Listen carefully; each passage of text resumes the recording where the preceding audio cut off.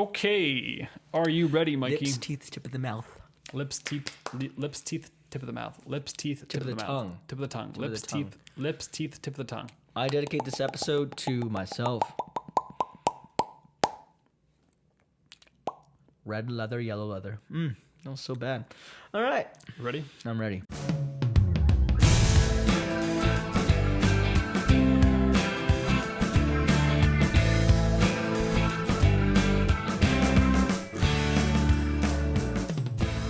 Welcome back, Beer Leavers, episode 3 of the Don't Stop Beerlieving podcast. That's Michael.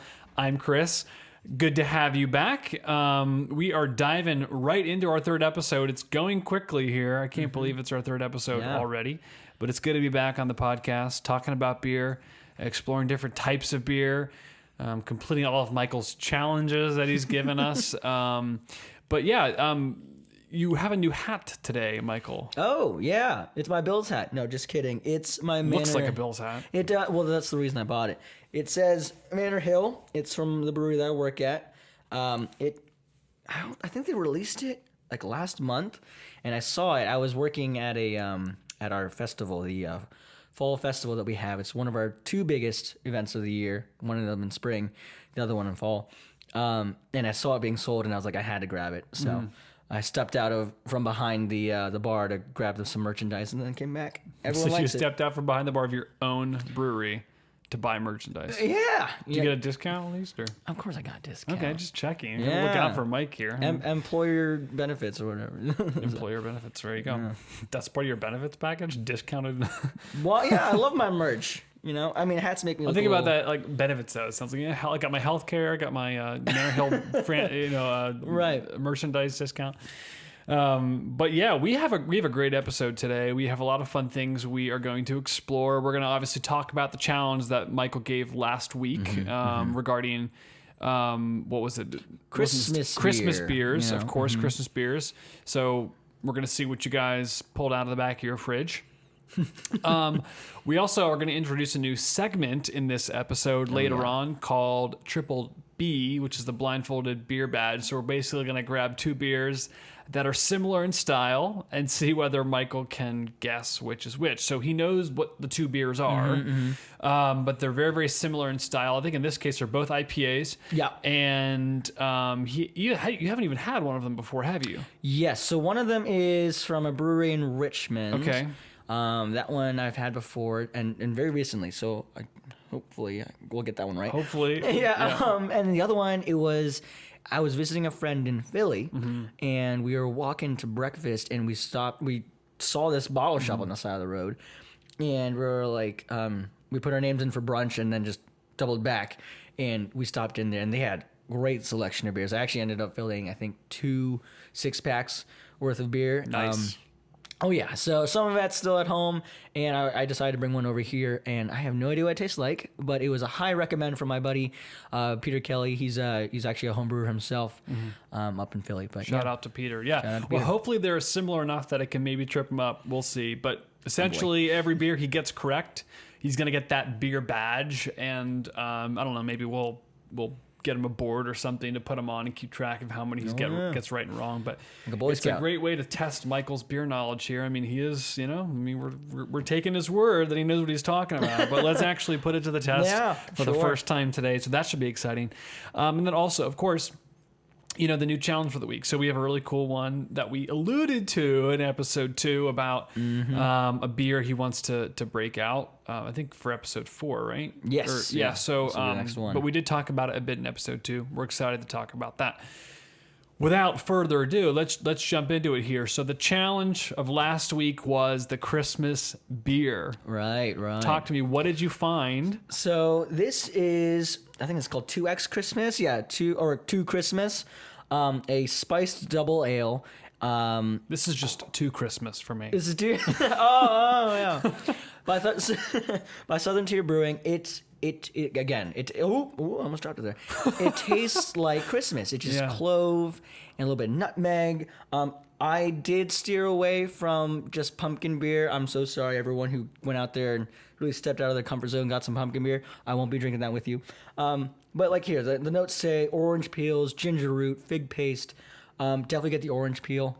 you know. And not just figs, but fig paste. Very, very big difference between I don't fig really know and fig paste. about that, but wow. I mean, it's just Yeah, it really does taste like Christmas. It cloves, really cardamom. does. Yeah. You know, when your mom, when you come home from a long day of work and your mom's been cooking like around these times of the holiday. Sure. Holy moly, it's so awesome. Like what I try to recreate that in my own house, and I'll just put like a little drop of vanilla in the oven or something, or put something on the stovetop with some like orange peel and anything that sounds Christmassy. Yeah, what they call that good smells or whatever. Yeah. That smells like this tastes. It's just Christmas in a bottle. Yeah, it's like whatever you would throw in that pot, you know, to kind of just be an aroma for the kitchen, for the living area, whatever that is. Like you said, orange peels. You eat an orange, you throw an orange peel in there. You throw a stick of cinnamon in there. Oh yes, whatever's lying around, you kind of just toss it in. That's exactly what this tastes like. So when I got this, I actually didn't go to Southern Tier. I actually got this from my local bottle shop. I actually got this in like 2 other types of beer too. I can never stop getting new different beers. But anyways, I brought this home, chilled it a bit. I didn't even have it for dinner. I think I saved it for just having after a long day at work. I popped it open, sat on the couch, had a sip, and was like, okay, I'm like all cozy now. We should put on a fire, put on a movie. Yeah. This is great. This is a great beer. So talk about it. You know, you've read the tasting notes, but what's the brewery, ABV, stuff like that? Sure. So Southern Tier Brewing. ABV, I want to say, I'm gonna try and guess without even. Okay, I can see it on the side of the bottle here, so I can tell you whether you're right. All right, so you don't actually know. I really do not. You don't know that. Okay. I mean, honestly, I'm not really getting a whole lot of booze. It's a spiced double ale, so I want to put it at a 5.8. 5.8. Yeah. He's way off, ladies and gentlemen. It's an 8% beer. 8% beer. Oh, this is gonna knock down my butt. That is a hefty beer right there. So it's not just a good tasting beer. Clearly, he didn't even know it. Not to go off topic here, but it's not just the fruity, sugary drinks that can be dangerous and like go down so easy that you don't realize how much alcohol you're having. A beer like this is very similar in that way. It's going to be super easy to drink because it tastes so good. Oh yeah. And it's going to sneak up on you. 8%. Yeah, there's some sneaky beers. Usually, not in these darker styles, but I had a beer in the summer that was pretty sneaky. I think you were with me when we were visiting my brother down in Richmond. Okay. We went to a couple of breweries where it was like drinking orange juice, or it was like drinking juice in general. And then you looked at it and it was like, oh yeah, that's a 8%, that's a 10% beer. Yeah. You're like, nope, don't get that at all. I think the Veil had a number of those that just tasted very, like you said, orange juicy, like almost like, not in a bad way, in a good way, but those, not Sunny D's, but almost Sunny D's. Like they're a Sunny D beer essentially. They have that haziness and that pulpy kind of texture to them, and obviously the citrus, aspect to it as well. Right. And they're like super high in ABV. Oh, sure. It's like, how do they do this? And also, like once you hit a certain percentage, like 8% to me, I always think like once I hit that percent, I can start tasting the alcohol a little bit. I think last week I was talking about porters and stouts and how we really crank out the ABVs up there. I was having a 13% bourbon barrel aged stout, and it was just obvious. It was just like, okay, this is warming. Like the back of my throat is a little bit noticing this alcohol flavor. This at an 8. Again, I thought it was a 5.8, something that I thought was sessionable. Yeah. This I could have after dinner, and then I should probably be done. Move on to something like a nightcap, because otherwise it's a little too much. But yeah, Southern Tier was one of the limited edition, or not limited edition, just limited series beers. Definitely go out and try it. Really interested to see what you guys got. I'm sure there's some pumpkin beer out there. Leave some comments in the sections below. Let me know if it was hard for you to get over this challenge, if it was hard to find Christmas beer, and like your own tasting notes. Did you have this at home with friends? Did you do what I did and just have a long day at work, pop one off, and then be like, oh, okay, yeah, I see where the appeal is. You bring up a good point. We didn't mention this last time, but let us know what you guys picked.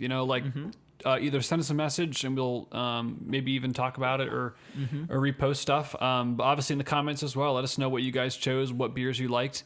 But on this 2 Xmas beer, I just looked up on Beer Advocate. Actually, I was curious to see what it was ranked on here. But it actually scores an 84, which is a good beer on Beer Advocate. It's not bad. It's out of 100. If you guys know the Beer Advocate website, I don't know what you think of Beer Advocate. We didn't talk about this beforehand. But Well, yeah, sure. I mean, in terms of a rating site, I like it a lot better than other places. I mean, other places meaning like something like Untapped or something. Sure. Beer Advocate has some great tasting notes, and they're very thorough. If you scroll down, I think there's some tasting notes, part of the actual profile. Yeah. Very, very good stuff. So, no, it's fine. I like it. I think an 84 is great. It definitely scores higher than me. I love the flavors on this. I love how I can just kick it back. I am starting to get the 8% now. So, okay. there it is. It's sneaking up on them all as we speak. Yeah. But let's talk about the brewery a little bit more. Do you know much about this brewery? Southern Tier, I do not. I've had their beer a lot. I haven't done any research on them. I haven't really visited them. I want to say they're on this side of the states, on the East Coast. That's what we're looking at. Let's find out. Southern Tier Brewing Company, New York. Oh, okay. Yeah. Hey, part of Buffalo, maybe? Let's see. Go Drum Bills. roll. Oh, looks like they have a few locations. So it looks like they're in Lakewood, New York. They also have a brewery in Pittsburgh and then Cleveland. So you can probably get this stuff all over the place, it seems like. Actually, I'm glad you said Lakewood is not far, I think, from where I will be. I think it's Lakewood. I'm popping up to Buffalo in a couple weeks to visit the family, and usually we pop over to New York Beer Project. Fantastic spot up there. Huge. They it looks like it's a repurposed kind of like factory type of thing, but they actually built it up from the ground. Beautiful spot, but some of the biggest production I've ever seen, mostly because I've been at the smaller places here in Maryland. But I've been there before. Fantastic stuff. Actually, I think last time I was visiting my grandpa, and we opened it up. We opened it up at 12 o'clock, and we were there for a few hours. It was a good time. No, I really like it. New York Beer Project, you'll find them. But I want to say it's more towards Amherst. So I don't know. Where is Lakewood? Is that near? I have no clue where Lakewood is. Because if it is, I'm going to put it on my beer travels. Let's take a look. I have a little bit of time to kill. Maybe bring my grandpa out. Yeah, I have no clue where Lakewood is. But I mean, No worries. if you guys want to check them out, STBC Beer on Instagram, definitely give them a follow and go and buy yourself a 2 Xmas. 2 Xmas, and you won't get coal in your stocking this year if you drink this beer. Let's talk a little bit about Christmas beers in general. Let's talk about this style. You know, it's very, very seasonal for obvious reasons. I think these specific flavors, these notes, like the aspects or the characters of this kind of a beer, I really am only going to want probably 4 or 5 weeks out of the year. Oh, sure. Just like I'm not going to drink that any other time. So the thing about Christmas style beers, things like pumpkin, things like that have cinnamon and clove. Yeah, you're right. These are things where they tend to come in a beer that's usually heavier, something where you're going to want, the cold air around you and just kind of want to sit with a beer around a fireplace.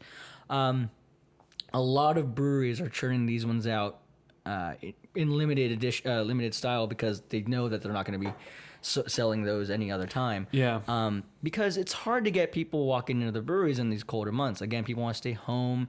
Maybe they'll go more towards bottle shops to bring home 6-packs than they would go out to a brewery and hang out for a couple hours. They'd rather just be with family. So people are churning out like new can drops, trying to create events to get people out here. So that's why we have this kind of blow up of Christmas beers. I think last week we were talking about Hardywood. Yeah, they're big for their gingerbread stout, and that's one that I think gets people out of the house and get over there. Trogs up in PA. That has, I don't remember what style it is, but they have a wonderful beer that's brewed around this time. That I think it's more of like a fruitier style, into the holly and berries thing that you were talking about. Yeah. But yeah, so I mean, again, you're not going to want these beers any other time of the year.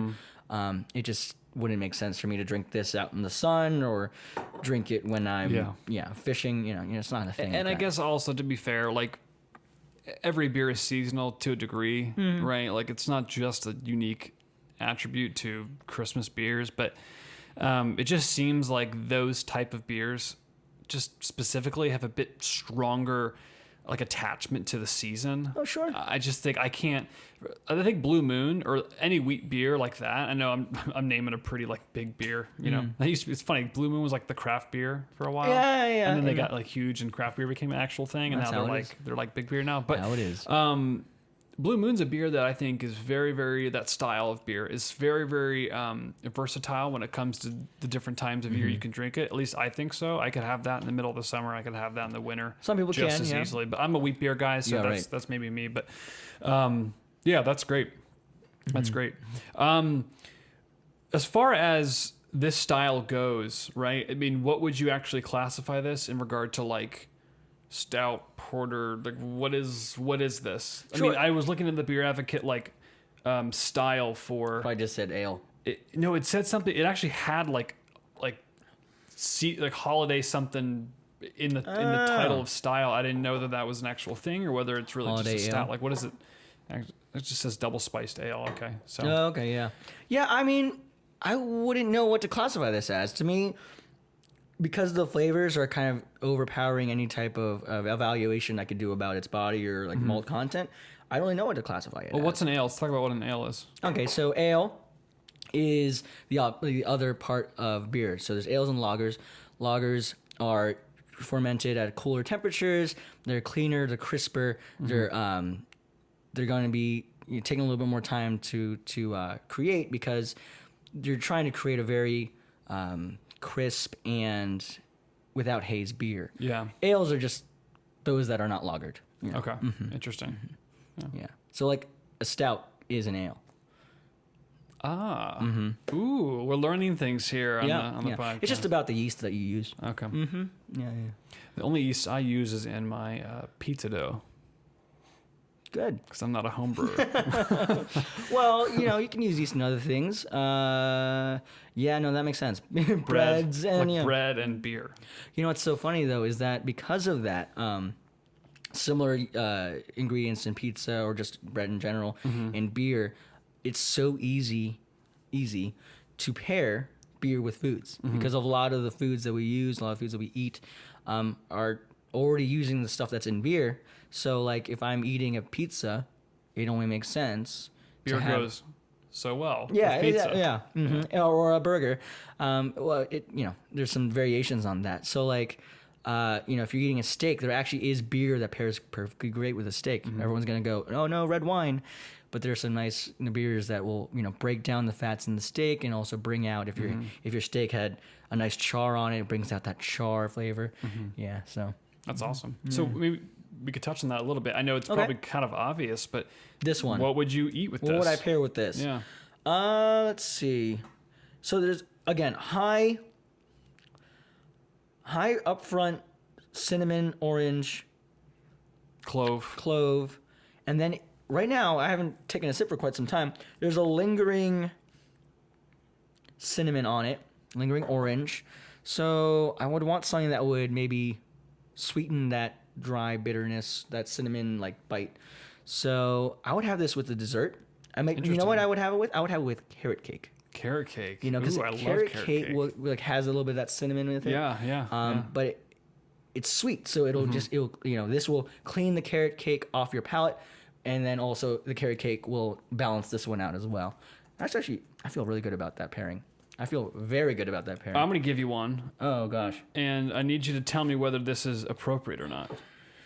I forget what it's pronounced, so I'm looking it up. But I initially thought of, it's essentially just, duck and orange? Like duck à l'orange? Duck à l'orange, is that how you pronounce it? But okay. Would that be an appropriate meal for this? So describe to me duck à l'orange. I mean, I don't even know. I've only had it like once or twice, but from my memory and what I just looked up on the internet, it's a French dish, right? Oh. Duck is roasted and served with a roasted. I'm sorry. No, Yeah, roasted. Yeah. And it's served like this orange sauce over top, which is like pretty sweet. Okay. But to me, that would complement Roasted perhaps the flavors in the beer here. Okay, yeah. So let's focus And on again, how let's just like time out for a second, not to cut you off. Like, this is exactly part of what we're trying to do here. I am an absolute novice, and I know nothing about beer or pairing beer. Yeah, that's my initial thought. That's a huge part, actually, in the studies that I'm doing for the Cicerone exam is pairing beer with food. And what you want to do is just go, break it down. You have a duck. So duck is kind of a leaner meat, right? I think so. Yeah, and I have no idea. But when you roast it like that, you're gonna get like any meat. You're gonna get that charred bit, and so you're gonna want something that kind of either accentuates the char, or backs off and complements. Sure. Or if you're really lucky, if you have a flavor that when you put the two of them together, create another complete new flavor. I don't think you're gonna find that with this dish. That reminds me of the Ratatouille line where he gets like the cheese and then the strawberry, and he like has them bite both together. Well, exactly. And there's like flavors popping everywhere. Yeah. So there's four things you're trying to, or three things you're trying to accomplish. Either you're complementing the both of them, or you're trying to play off something else, like kind of riff off, or you're trying to create something like completely different. So like for example, and I'll go back to this real quick, but for example, like if you have like a dish with like a raspberry sauce on it, and then you drink like a peanut butter beer, putting this together, you get a peanut butter jelly sandwich. It's like it's creating something. Ooh. I've had it before. It's weird. But try it. Try a peanut butter beer. Try a peanut butter and jelly beer. I've had that one before too. Oh my gosh, that's crazy. That's actually one of the first craft beers I've had. I don't know why I dove so far into the left field. I don't think I need that in my life. But... Well, you know what? Maybe down the line I'm going to bring a peanut butter and jelly beer for you. Peanut butter and jelly challenge. How about that? So on this, duck à l'orange, I feel like if you're going to have an orange sauce, it's going to be pretty prominent orange flavor. This already has a lot of orange peel to me. So maybe it's too much. So I think you're just going to get too much. Yeah. And orange peel to me is just it's already a lot on its own. If you're going to accentuate it, it's just going to become too bitter. Yeah. I brewed a beer, a grapefruit IPA, and this was back in my first year of home brewing. It was, I think, my first ever custom recipe, and I developed it with my father.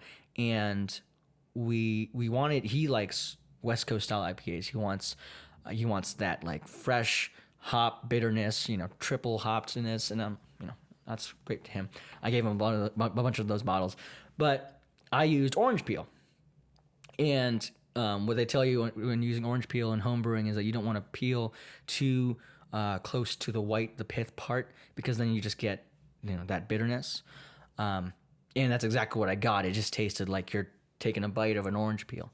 The next year, I actually ended up doing more of an East Coast style, where I actually took the orange flesh and I used that in my dry hopping in my secondary, and it was actually pretty fantastic. Really? Yeah, that was did I give you one of those? I don't think so. Oh my gosh. No, it was at my cornhole tournament. Oh, I don't think I had one. Oh, I don't think I brought them out. I was really nervous about them because That's exactly what it was. You were not sure they were going to be so good, and so you didn't bring them out. They actually ended up being fantastic. My brother ended up drinking half of my stock. Pity. It's too bad. Ooh, gosh, I feel bad now. Just make it again. Let's make it again. Well, I'll make it in the warmer months. I think I should do a beer now. I think I should do well, maybe not a Christmas beer. Oh, bummer. Well, because I don't want to make so much beer that I'm not a huge fan of. You don't like this? No, this is great. Oh, okay. This is great. But, I mean, this uses a lot of style ingredients. In general? Yeah. All right, well, want to move on to our first ever Triple B? Okay, wait, okay. Let me get some water to cleanse the palate. Cleanse the palate. Yeah. I will set up the beers here. Looks like our first beer here is a beer called Hop Sounds. Singlecut Beersmiths. And the second beer here, Mandarin Galaxy. So, Star Wars fans, that's for you. All right, I'm going to blindfold myself. We got 2 glasses here, and both beers I'm going to pour a little bit of each into each glass. Oh, that shouldn't cover the glass. Doesn't matter. And Mike's going to have to guess which is which. So you remember the names of these two beers? Hop Sounds, and that's Mandarin Galaxy. Mandarin Galaxy. That's the Vasen beer that I got. Is it Vasen or Vasen? I think because of the umlaut over the A, it's Vasen. Okay. Yes, I know what an umlaut is. You know what? That would make sense. These glasses are just not doing it for me. Take them off. Take it off. Okay. Don't look. Okay. I am blinded by the light. Just don't let me knock myself into the microphone here. All right. I'm going to give you your first beer now. Just going to mix these up here a little bit. You're blending them? Well, no, not blending the beers together, but all right. All right, Mike, here's your first beer. All right, you put it in my hand. Okay. Okay. All right. So, nose. That's hops. I should probably remember which one's which, right? Please tell me you do. No, I do, yeah. Okay. So, this is citrusy. This is, I'm guessing this has a color of orange juice to, like, peach. But, no. Definitely has citra hops in it.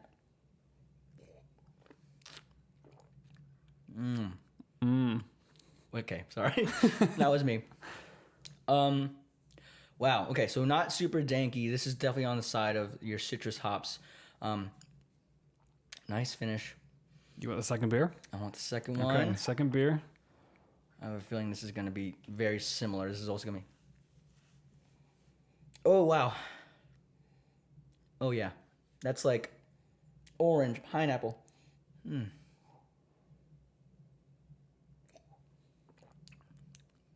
Whoa. Whoa. He's going after that one. He really likes that one. Keeps drinking it. Wow. I like this one. This one's got a... Oh, wait. Okay. So I was saying it has orange and pineapple. The orange is then finished out with a nice bitterness. You know what? Actually, not as aggressive as I thought it was going to be. Now remember, he's had one of these beers before, so we can maybe hope he... This one's a nice carbonation gets that to it. one. This one's going to be Mandarin Galaxy. This one's going to be Hop Sounds. Nailed it. Woo! I can't see. Wow. Look at that color. I have to admit, I'm actually not entirely sure whether he got it right. So what was I saying? I didn't look Orange at. I have juice no to- idea whether you got this right. All right. Well, we'll play it back on the. We're gonna find out right now. So we can tell clearly, right? So finish one of them. Okay. And then we'll pour one of them in and see which would you get. I literally just started mixing them up and didn't even think to remember.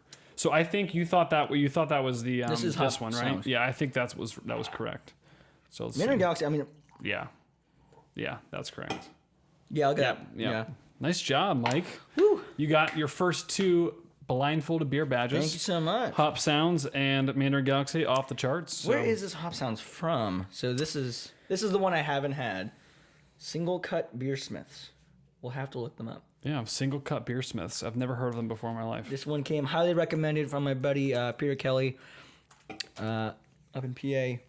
But I have seen this come up several times on my Facebook group. Astoria, New York. Well, we really like New York beers. We like our New York beers, apparently.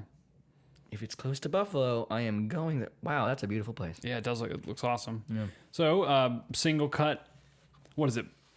Beersmiths. Beersmiths. You can follow them on Instagram, Singlecut Beer. So definitely check them out. And then Vasen, right, as well. That's the Richmond beer, correct? Yep. That's Richmond beer. So you can find them. Let's look up Vasen for you. Yeah, what's really great about Boston is that they have anything from hoppy to funky to wild, but also all the way down to the other style. It's more of maybe a sour. I don't think I've seen anything in terms of like a stout, in terms of a brown or anything. They're more of those brighter things. Yeah. You can follow them on Instagram at Vasen Brewing. So definitely check those two beers out. Maybe give the challenge a go yourself. See whether you can get it right. I just want to say that I said that this color was orange juice to peach, like a burnt, like that darker. You said that, and it was exactly that. Yeah.